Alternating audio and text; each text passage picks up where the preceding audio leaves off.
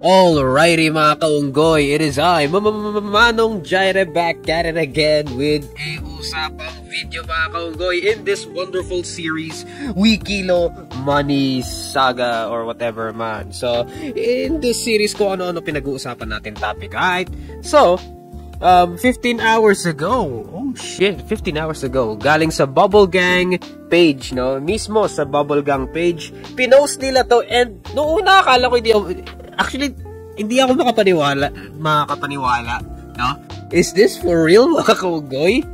Actually, hindi lang ako yung na parang, this is historic. Wow, ang lupit nito, like, nakakaiba to. Hindi lang ako yung nag-isip nun. Marami rin tao nagsabi nun. Ayan, nakikita, solid ito. Ito na, ang ganda nitong panoorin. Legendary collab. Ayan, so, ayun mga kaunggoy, it's very absolute cinema mga kaunggoy. Absolute cinema mga kaunggoy.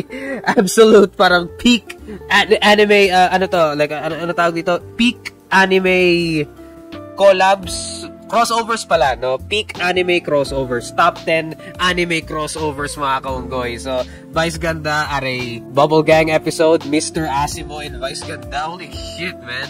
The long wait is over. This is historical. Nah, it's not historical, right? It's, I would argue it is absolute cinema, mga kaunggoy. Absolute cinema. Alright? So, exciting, blah, blah, blah. I'm not, 30 years. 30 years na pala. 30 years na yung Bubble Gang. Holy shit. So, 30-year anniversary, mga kaunggoy. Kaya siguro parang ginawa na nilang napakalupit kasi 30 years na no? So, they had to make it. Feeling ko kaya sila nabigyan ng chance na mag-collab is because may merge na nangyari, di ba? Ang pagkakaalam ko, nag-merge ang ABS-CBN pati GMA, no? Kaya nagagawa nila yung mga legendary na collab, mga kaunggoy. Absolute cinema. Okay, so, kaya nila nagagawa yung mga ganyan. Back in the day, I would not think that this could happen, right? Back in the day, this would never happen. But now, it's actually happening, mga kaunggoy! Okay, so, dahil 30 years ang Bubble Gang, may mga binalik silang mga segments. And ito, shit! Now, this right here, I am very excited, mga kaunggoy! Alright, so, Boy Pickup returns for, pick-up lines battle, mga kaunggoy. Oh my God. Ito talaga inaantay ko to, no? And I remembered back in the day, parang nalungkot ako dahil nawala yung mga boy pick-up na segment sa Bubble Gang. And natutuwa ako dahil for the 30-year anniversary, naisip nilang ibalik to. Not sure if this is one time only, pero masaya ako na binalik nila to, mga kaunggoy. Kasi this is absolute cinema, mga kaunggoy. Boy pick-up returns.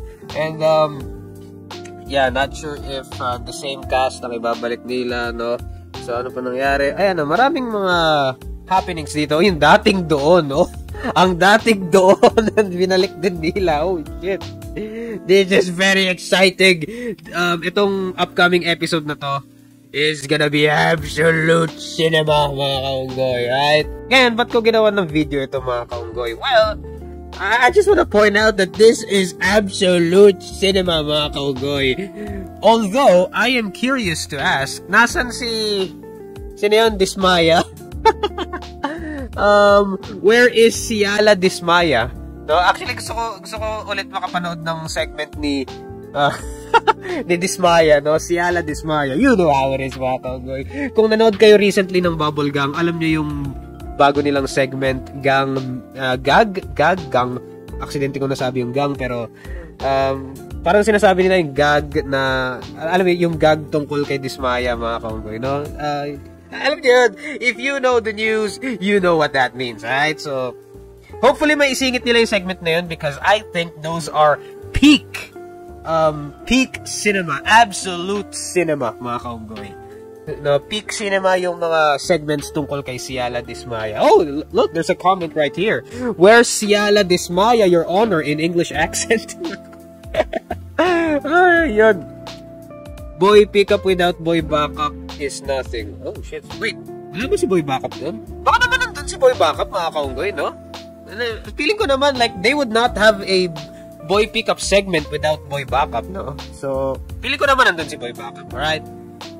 Yeah, he's there. Alright? I would believe he's there. Ano pa ba mga pangyayari? The Legendary Boy Pickup, OG Boy Pickup.